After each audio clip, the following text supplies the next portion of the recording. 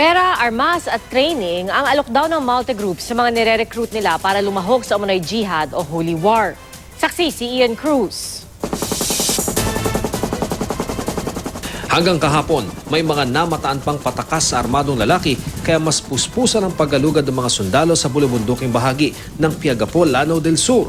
Kabilang sa mga natagpuan ay 30 bunker ng Maute Group at 2 bangkay na kinikilala na ng Soko Team. Inaalam pa rin ng 103rd Infantry Brigade ng Army ang pagkakakilanlan ng karamihan sa 37 nilang napatay mula sa hanay ng Maute. Ang isa, kinilala ng si Imam Avelino Bantayaw na taga Piagapo at sub-leader ng Maute.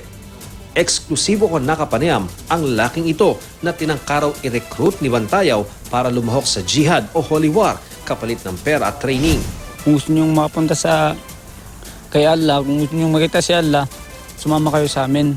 Pag nasanay ka na ng training, bibigyan ka nila ng baril pala kung may sundalo na dumating yun. Bagamat hindi siya sumama, may iba raw na pumayag sa alok. May iba, binata, may iba, walang nanay or walang tatay, yun. Kaya na-recruit ni Imam, sumama sila doon.